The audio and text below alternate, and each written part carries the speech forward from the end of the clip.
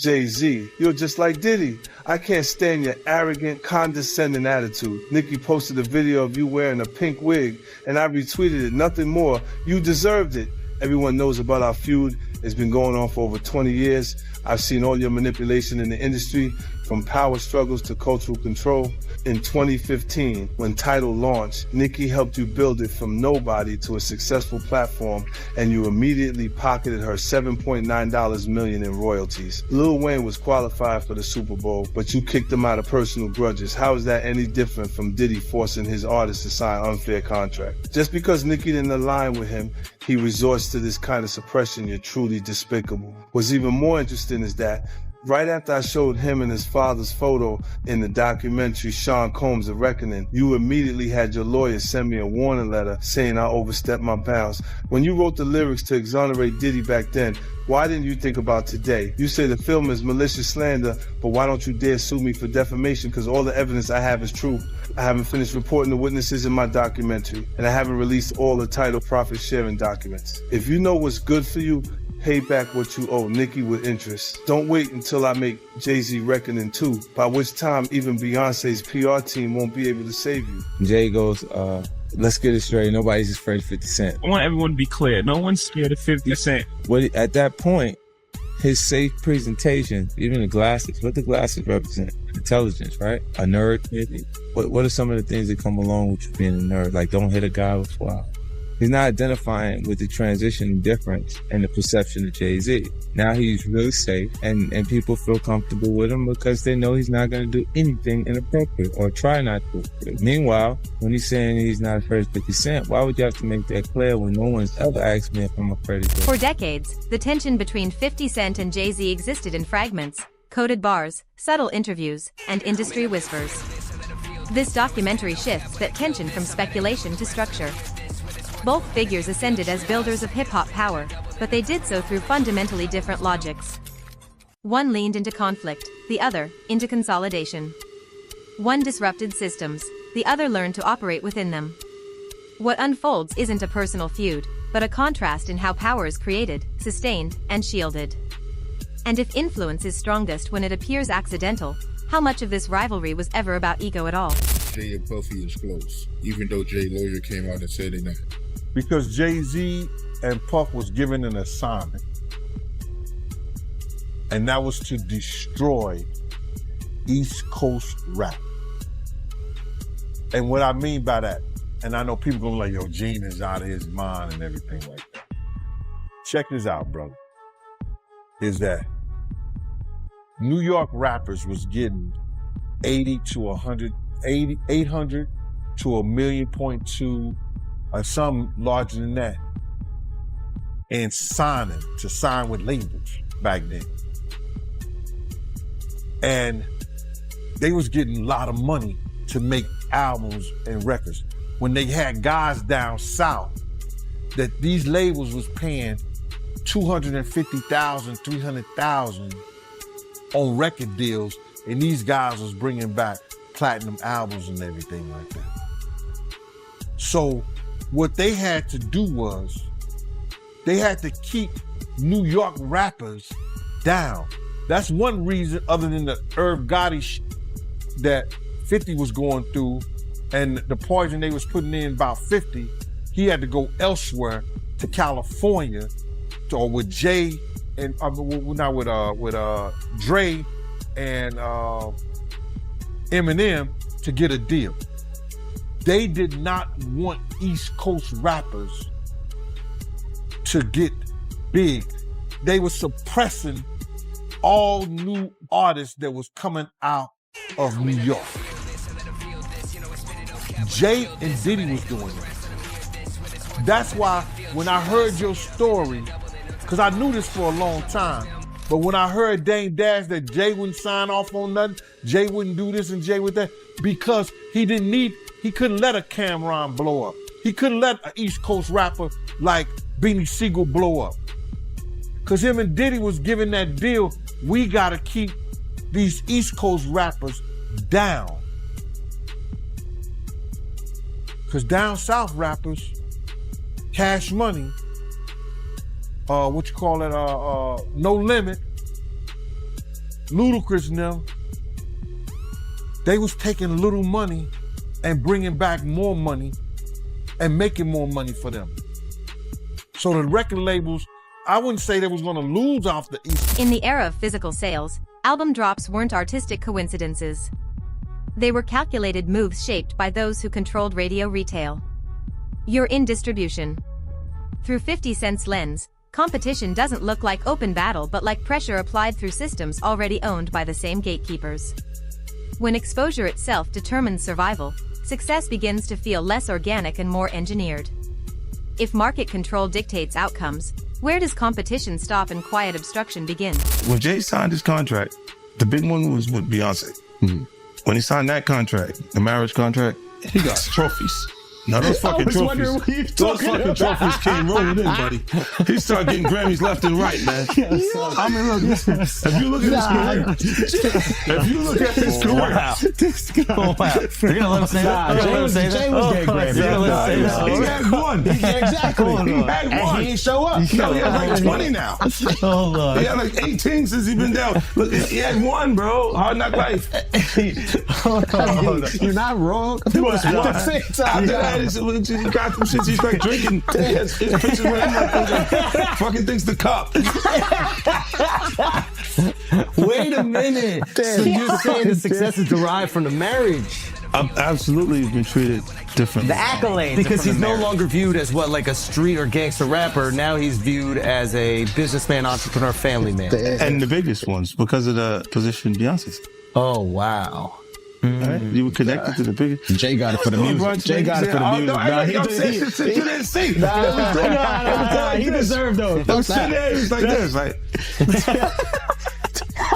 Black excellence. They're sitting there like, yeah. It's the billionaire brunch. You're like, I hate you, man. unaware of anything going on here. This is the one time I'm gonna be with you niggas this year. Yeah. Yeah, Come on, bro. That's crazy.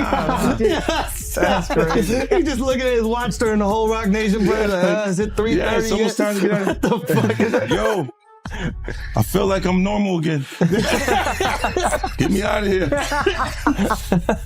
Oh, wow. So that's the deal he signed, huh? Yeah, that's the deal. Like, the other ones didn't count as much as that one did. While domestic charts shaped mainstream narratives, international markets told a quieter, less curated story. The documentary questions the idea that visibility equals dominance, suggesting instead that alignment with media and marketing power can manufacture consensus. In this framing, cultural authority isn't discovered, it's assembled. And if popularity can be built through access rather than response, what are charts really measuring? Say to divorce Jay-Z as soon as possible because I'm ready to shoot a documentary about Jay-Z, and I guarantee it will outgross Diddy's documentary. If Beyonce sends me a legal letter on behalf of Jay-Z, I remind her to stay quiet. This is a dispute between men, and she has no right to interfere. I have to let everyone see the true face of Jay-Z. Jay-Z and Diddy have been longtime friends, and their business dealings never stopped. He frequently attends Diddy's parties, so why do people think he's innocent? Jay-Z and Diddy got involved in the same case in 2024, where a victim claimed she was assaulted by both Jay-Z and Diddy. I remember Jay-Z saying these were all rumors and that he was defending Diddy. But ironically, Diddy got arrested in 2025. And there's enough evidence to count his crimes on one hand. I've known him for 20 years, and I know how many bad things they've done behind the scenes. After Jay-Z founded his company, he repeatedly got into copyright disputes. In 1999, he was convicted of third-degree assault and served time in prison. He was unfaithful to Beyonce, and he was caught by Beyonce's sister.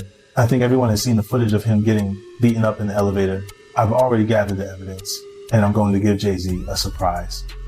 Oh, yeah, before I forget this, we talked about Jay. Proximity to Diddy. You don't think he knew anything? He's seemingly around Diddy a lot. I don't know. That was a real suburb question. I know, right? Proximity. And the proximity. Proximity. That's an SAT hit parade word. I had to learn Proximity, that. Jim. Do you think he fucking knew all of the shit that was going on? Then I was like I don't want to incriminate myself. I know, but the way he said it. Like I said. No matter how you answer that shit, you snitching. Yeah, exactly. That was a narc kind of question. You asked the question. like a fan. Hey, I grew up with white people, but it's one thing I know is how to get a black guy in trouble. But it's a great question. Yo, just give him the Happy Meal before you ask him to snitch, bro. He said, damn, they wasn't even drinking. Speaking of, how the hell you pronounce Leshimendua. Okay. It's the King's Path. King's Path. Because I know Branson. Yeah. That's the one I pronounce. Branson. That's the Branson lifestyle. You're gonna be outside. Fifth, you're not worried that if you throw little and you don't throw out allegations, but like you kind of poke fun at them. You just ask questions. You're not worried that it comes back your way? Like people dig up your past and try to pull stuff up? I don't got that shit in my past. I'm not. Everybody got a little bit. Look, Like, I took. not that it's real No, enough. I took a pill, but it was for me to perform better. For her to remember, buddy. I didn't fucking give her a drink so she forget what the fuck happened. What the fuck is going on here, bro? Yes, I took the drink. I gave me the fucking drug to perform. So she can remember and possibly love me for that.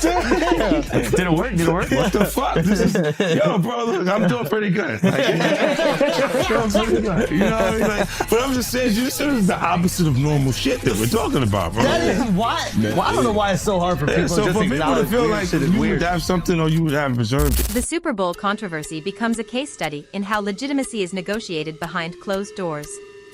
Eminem's reported insistence on inclusion stood in contrast to hesitation from decision-makers, exposing how alliances operate when exposure is absolute.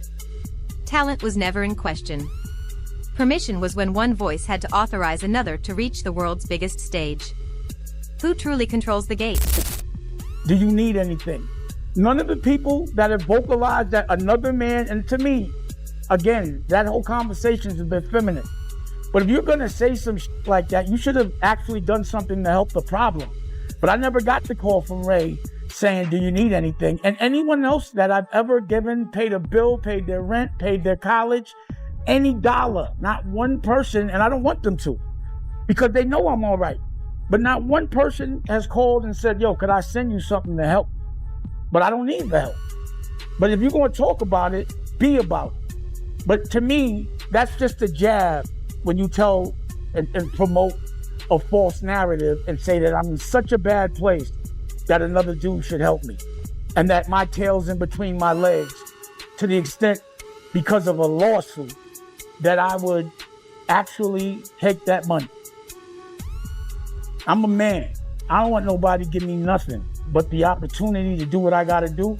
And I don't see no opportunity. I don't want to perform for the Super Bowl. I'm not all right with the NFL. I'm still mad it ain't no black owners. We went from kneeling to being happy when we could perform for them. That wasn't what I was about. I was about ownership of our own league and taking pride in that. I'm not a court jester for everybody else to get good ratings. I know what we're being used for, and I'm not cool with that. So it's a big deal is to jump on a stage for a bunch of white owners? No, that's embarrassing to me. It's a spectacle. They're laughing at us. Like being patted on the back by another culture is not how I judge my success. Only person that has the audacity to pat me on my back is my family. And they better, I'd be like, you better chill out.